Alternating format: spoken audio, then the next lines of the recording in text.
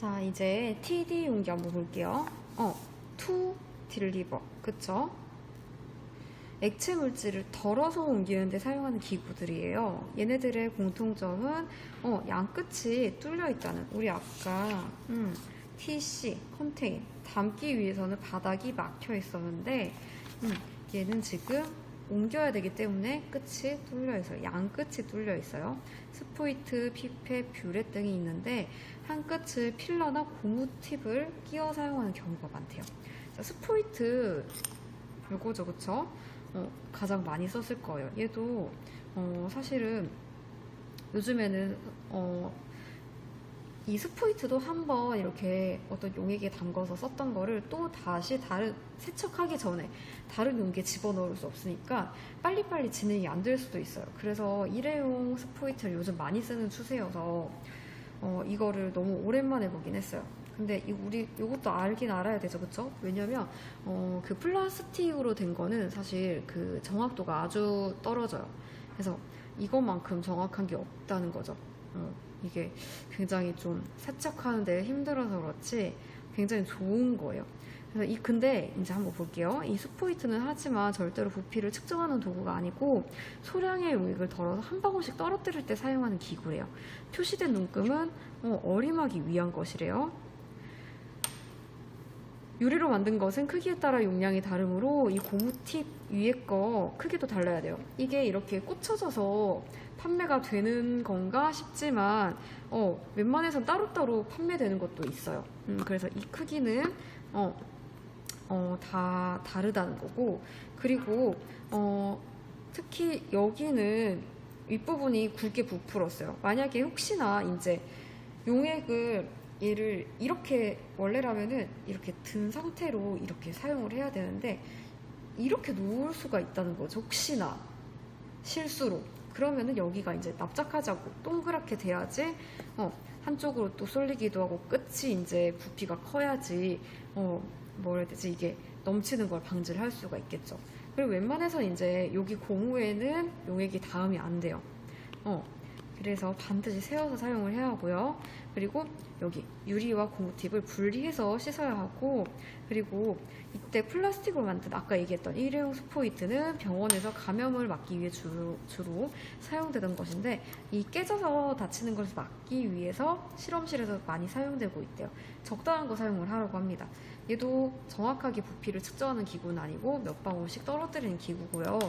그리고 몇 방울씩만 사용할 때는 이거 뭐라고 하냐면 점적병이라고 해요. 그러니까 물방울들을 조금씩 떨어뜨리는 점적병인데 보니까 여기에서는 지금 투명한 게 있어요. 여기도 눈금이 담겨 있긴 해요. 근데 얘도 역시나 지금 이걸 열어보면은 얘 스포이트예요, 스포이트.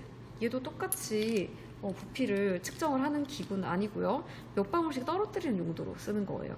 얘는 투명하죠? 얘는 색깔이 이렇게 갈색깔이에요. 얘도 똑같이 눈금이 있고 얘도 똑같이 이렇게 열면은 스포이트처럼 이거는 사용을 하던 거네, 그치? 하는 건데 이 투명한 것과 갈색병의 차이는 뭘까요? 이런 것도 좀 알아두면 좋아요. 이렇게 갈색깔 병은 햇빛에 민감한 그런 시약들 있죠. 예를 들면 뭐 은이 들어간 그런, 왜 청사 여러분들 그 옛날에 필름 카메라 있죠. 사진관에서 인화할 때 암실에 들어가서 그 사진을 만들거든요. 그럴 때도 이제 화학 약품을 쓰는데 그때 무슨 은이 들어간 약품을 쓰는데 빛에 굉장히 민감해요. 그런 애들은 이런 갈색깔에 담는다는 거지. 이렇게 투명한 건 빛을 그대로 다 받아버리잖아. 그래서 시약들도 갈색병에 든 게 많아요. 그런 애들은 직사광선을 피해서 보관을 해야 한다는 그런 특징이 있죠.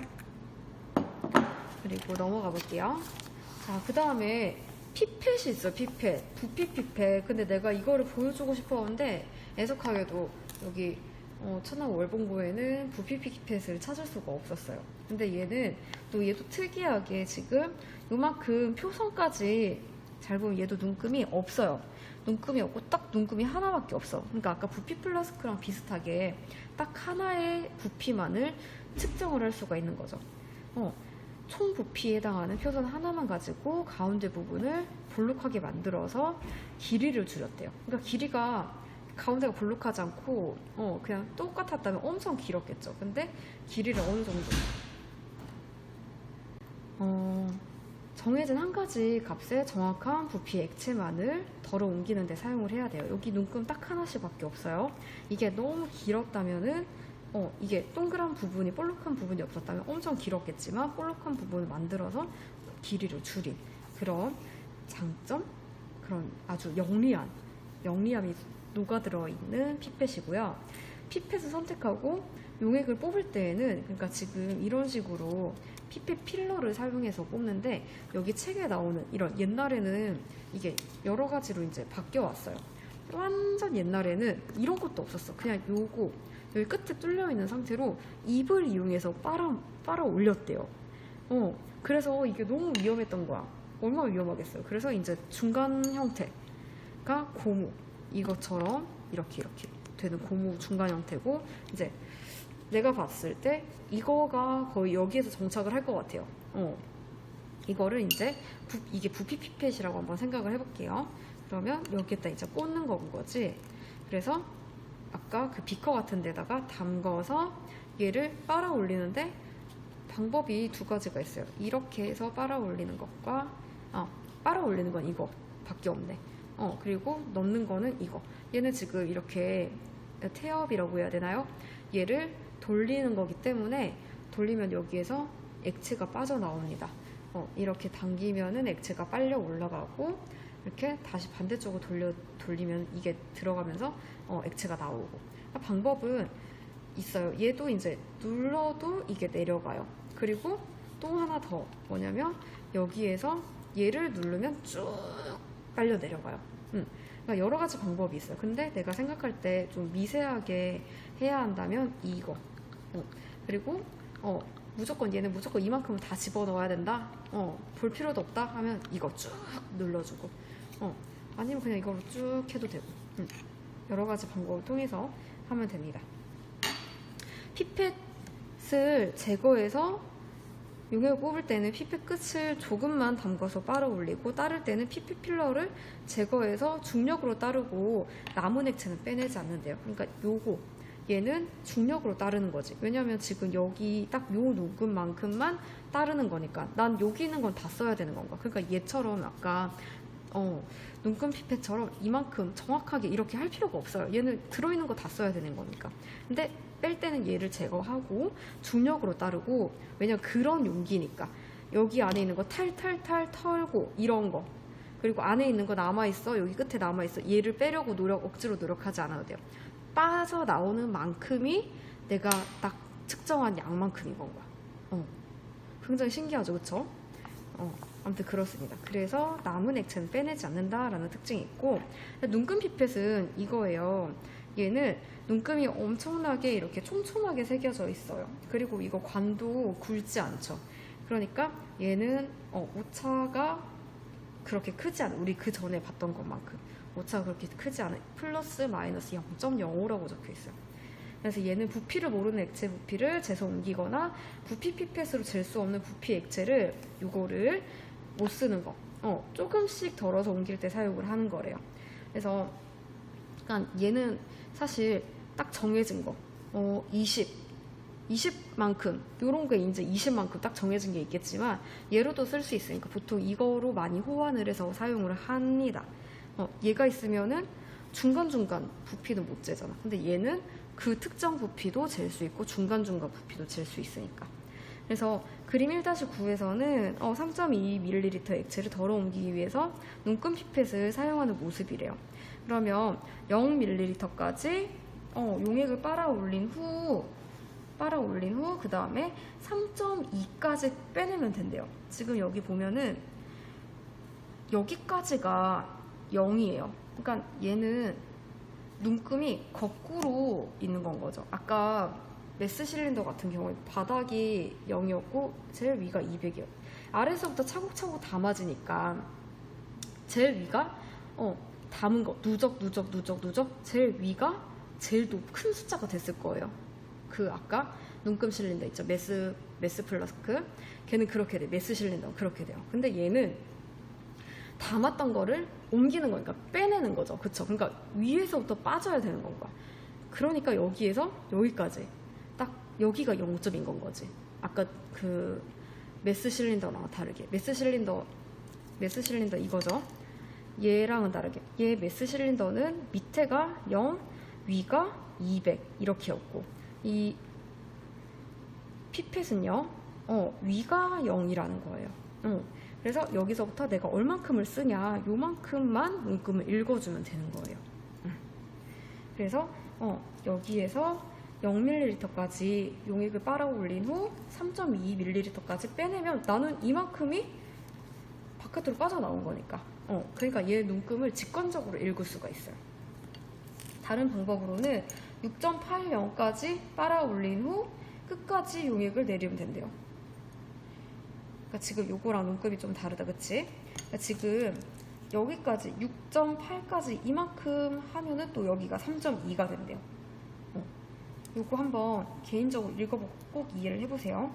이때 끝에 남은 액체는 오차가 되므로 필러를 조작해서 불어내려야 하지만 그럼에도 오차가 좀 어느 정도 있대요. 이제 여기 안에 있는 여기 안에서 이제 측정을 할 때는 나름 괜찮겠지만 빼낼 때는 이제 오차가 좀 있다는 거죠. 눈금 피펫은 일부 용량을 사용하고 전체 용량을 사용하기보다는 같은 용량의 부피 피펫을 사용해야 오차가 적다. 이거 다시 한번 읽어볼까요? 눈금 피펫은 일부 용량을 사용하고 전체 용량을 사용하기보다는 같은 용량의 부피 피펫을 사용해야 오차가 적다. 그러니까 내가 만약에 50짜리 아니 60짜리 한번 해볼까요? 60ml를 내가 쓸 때 이거를 3번을 쓰느냐 아니면은 30ml짜리 부피 피펫을 2번을 쓰느냐 이걸 쓰는 게 더 정확하다는 거죠. 그래서 만약에 10ml 모두를 덜려면 액체 끝까지 불어서 팁의 액체를 빼내야 한다. 얘는 빼낼 필요가 없어요. 근데 얘는 빼내줘야 된다는 거야. 그러므로 10ml 같이 딱 떨어지는 부피를 재서 옮길 때에는 얘를 사용하도록 합니다. 그 얘기가 있네요. 오차가 이게 조금 있으니까 딱 이렇게 얘는 뭐 10, 20, 30, 40, 50 이런 식으로 값이 딱 떨어지는 애고 여기 중간중간에 그 안에 있는 값을 못 재는 애들 사용할 때 사용을 하라고 합니다. 일단 피피필러 얘기하는 거예요. 얘도 다양한 크기와 모양이 있으므로 내가 정말 잘한다 그러면 입으로 빠세요. 그럼 건강에 문제가 생기겠죠. 그럼 이거를 사용하는 거야. 얘를 사용하세요. 둥근 거 이거는 요즘에 거의 볼 수가 없을 거예요. 그리고 슬라이드식 얘가 이 피스톤이 완전히 들어가 있는지 확인을 하고 여기가 소개가 고무로 만들어져 있어요. 여기에다가 얘를 끼웁니다. 그리고 옮기고자 하는 액체 끝을 당기고 다이얼을 이거 태엽이 아니고 다이얼이네요. 피스톤이 위쪽으로 빠지면 안쪽으로 들어온다. 다이얼을 돌려서 위아래로 움직여서 들어가는 액체량을 조절한다. 액체를 옮겨 담을 용기에 피펫을 넣고 액체를 따라낼 때는 요거를 누른다고 합니다. 자, 이번에는 적정에 사용되는 기구를 한번 볼게요. 적정은 이제 떨어뜨려서 정량한다는 뜻이에요. 적정. 이제 떨어뜨린다는 뜻이죠. 근데 거기에 사용되는 이게 여기까지만 봤을 때는 아까 이 피펫이랑 거의 비슷하게 생겼어요. 근데 차이점은 어디서 나타나냐면 여기 끝부분에서 나타납니다. 이렇게. 여기 끝부분에 이게 코크가 달렸어요. 코크가. 그래서 여기가 완전히 이제 사용이 다른 건 거죠. 얘는 이렇게 뭐 피펫 필러를 넣어서 쓰는 게 아니에요. 얘는 그냥 끝은 이대로 있습니다. 이렇게 있고요. 얘는 여기가 지금 이게 밸브예요. 밸브 코크인데 이 코크가 여기 보이나요? 여기 동그란 거 구멍 이렇게 있으면 여기 위아래가 이 구멍이 딱 그 관과 맞아져요. 이걸 어떻게 보여줘야 되지? 딱 여기가 맞아져요. 그래가지고 이렇게 있으면 액체를 위에서 여기에 따랐죠? 그러면 세우면 쭉 줄줄 새어나와요. 그래서 여기를 잠궈주는 거야. 잠궈주면은 여기가 구멍이 여기 유리벽에 딱 맞죠? 여기가 그래서 막히게 되는 거예요. 그래서 액체를 담을 수가 있게 돼요. 여기도 마찬가지로 위쪽이 0이에요. 이게 여기가 뚫려있는 TC TC 기구이기 때문에 요것도 이제 위에서부터 빼주는 값입니다. 그래서 위가 0으로 돼 있고요. 아까 얘 읽은 것과 똑같이 읽어주면 돼요. 그래서 이 적정은요, 요 식 있죠. 요 식을 가장 잘 알아놔야 돼요. 적정이 어차피 뭐 희석과 나름 비슷하거든요. 그래서 첫 번째 M1 V1은 M2 V2. 지금 뭐 특히 산염기 적정, 중화 적정 같은 거 할 때도 이 MV가 어디서 나온 거냐면 이 M의 몰 농도죠. 부피분의 몰수인 건 거야. 근데 부피는 단위가 리터예요. 그러니까 MV는 리터 몰 곱하기 리터가 되니까 몰만 남는 거죠. 그러니까 산의 몰수가 염기의 몰수와 같다. 이걸 이용해서 이 식이 나온 거예요. 그래서 이런 식으로 변형을 할 수 있는 건 거죠. 기본 장치는 이렇게 생겼대요. 그러니까 그 뷰렛이 이 뷰렛이에요. 이렇게 되고 스탠드로 이렇게 설치를 하는 거고, 특히 여기에는 이 삼각 플라스크를 많이 사용을 합니다. 그래서 여기 밑에서 반응을 시켰을 때 얘가 팅팅팅 튈 수도 있겠죠. 그러니까 아래가 넓으면서도 이제 안정감이 있는 삼각 플라스크를 사용을 해서 적정을 해줘야 합니다. 뷰렛 요거예요. 소비된 표준 용액의 부피를 측정하기 위해서 사용하는 실험 도구가 뷰렛인데, 얘는 0.1ml까지 눈금이 그어져 있기 때문에 요거의 10분의 1까지 측정을 한다고 했죠. 0.01까지 어림에서 측정을 하니까 오차가 매우 작아서 피펫이랑 맞먹을 정도로 정확도를 가지고 있대요. 이거는 뷰렛이에요. 피펫은 아까 눈금이 딱 하나 나와 있는 그거 피펫이라고 했어요. 이게 뷰렛, 얘가 피펫 중에서도 특히 그 눈금 피펫발, 이건 눈금 피펫이고, 부피 피펫 있죠? 걔와 이제 맞먹을 정도의 정확도를 가지고 있대요. 뷰렛이 피펫과 다른 것은 얼마나 소비될지 모르기 때문에 부피를 조절하기 위한 콕을 가지고 있다는 것과 소모된 부피를 측정하기 편하게 위에서부터 눈금이 그어져 있대요. 여기. 뷰렛의 콕은 관리를 잘해야 되는데, 유리콕이 새지 않게 그리스? 그러니까 뭐 살짝 끈끈한 고무 같은 거 있죠. 끈적끈적한 그거를 발라서 밀착을 시켜야 되는데, 구멍 주위는 피해서 발라야지. 왜냐면 구멍이 막히면 안 되니까. 그러니까 이런 데를 잘 막아야 한다고 얘기를 하는 거예요. 플라스틱 콕은 나사를 돌려서 조여진 것을 확인을 해야 합니다. 아이고, 이게 또 너무 꽉 조여져 있으면 돌아가지가 않아요. 뷰렛에 용액을 채우기 위해서는 먼저 콕을 잠그고 밑에다 비커를 놓고, 뷰렛이 여기가 엄청 가늘어요. 그러니까 지금 여기에 용액을 집어넣기가 굉장히 어려워요. 그러니까 여기에다가 뭘 하냐면 깔때기를 끼워 넣습니다. 깔때기를 이렇게 끼워 넣어서 이렇게 비커로 집어넣어요. 그리고 손으로 살짝 이 깔때기를 들면은 공기가 좀 빠져나옵니다. 그래서 이제 공기가 빠져나올 통로를 확보를 해줘야지 액체가 밖으로 흘러넘치지 않는데요.